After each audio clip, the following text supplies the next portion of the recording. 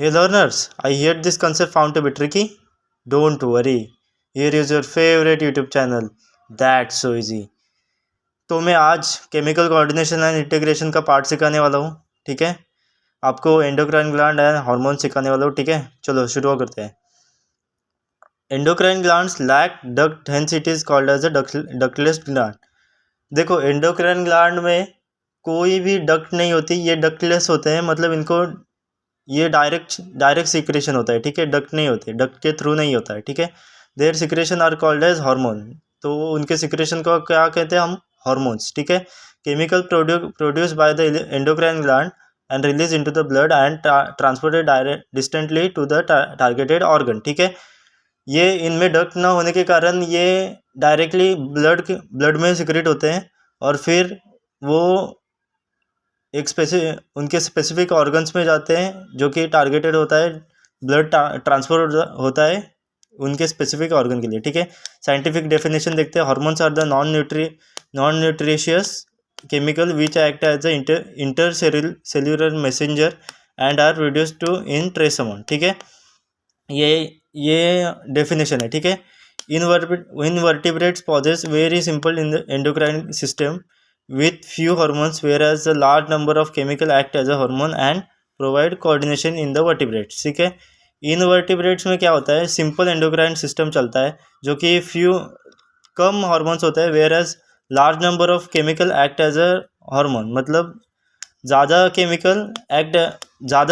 संख्या में chemical hormone की तरह एक्ट करते हैं and provide coordination in the vertebrates, और वो कोऑर्डिनेशन प्रोवाइड करते हैं. ठीक है, आगे देखते हैं ह्यूमन एंडोक्राइन सिस्टम. ठीक है, the endocrine gland and hormones producing diffuse tissue cell located in the different part of body constitute a endocrine system. ठीक है, एंडोक्राइन ग्लैंड और hormones producing diffuse tissue and cell located in the different part. मतलब ये क्या produce करते हैं? Diffuse tissue और sales जो कि लोकेटेड होता है different part of the body, वो कंस्टिट्यूट करता है एंडोक्राइन सिस्टम. ठीक है, देखिए कौन से ग्लैंड है.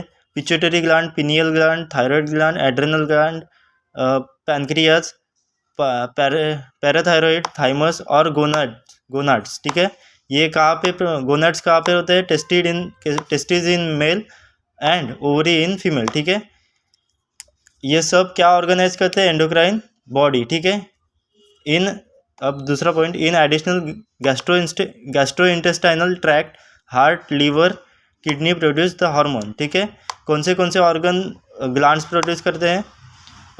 हार्मोन्स प्रोड्यूस करते हैं? Gastro intestinal tract, heart, liver, kidney. ठीक है, अब आते हैं हाइपोथैलेमस पे.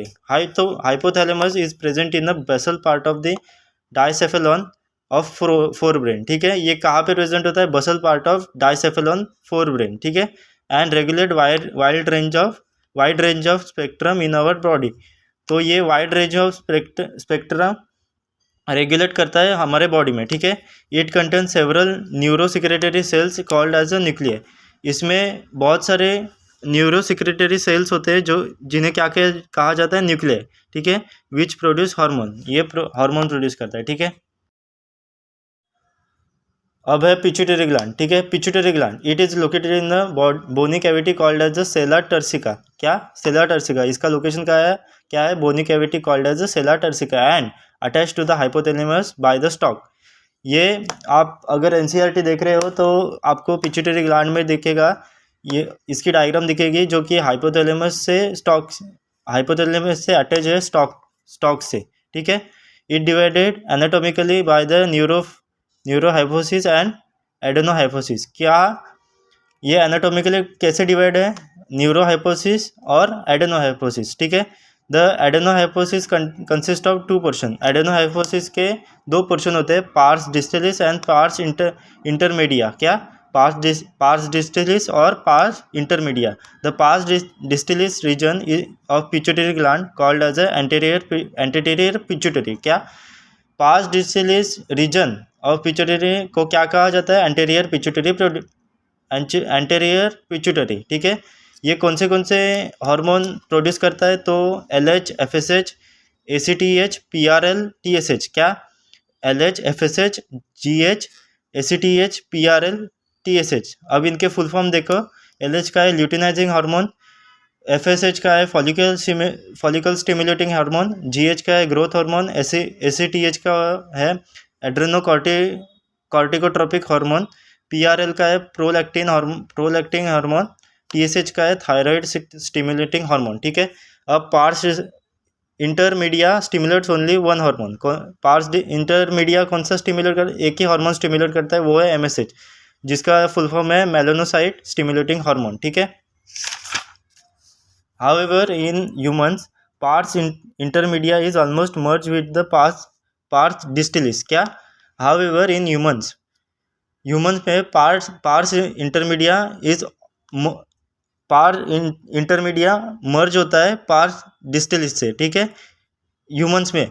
और न्यूरोहाइपोसिस में पार्स नर्वोसा मतलब pars nervosa also known as the posterior pituitary store and release two hormones को, ये दो हार्मोन्स सीक्रेट करता है, ऑक्सीटोसिन और वैसोप्रेसिन। ठीक है, which are actually synthesize by the hypothalamus and are transported axonally to न्यूरोहाइपोसिस।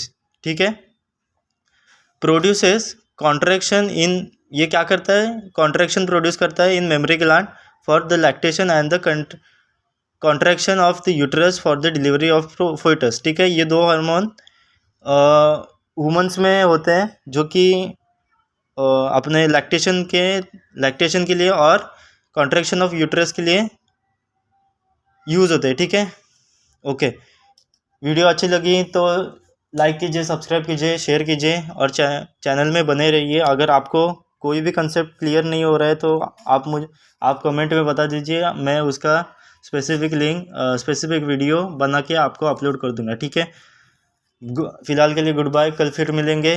That's so easy.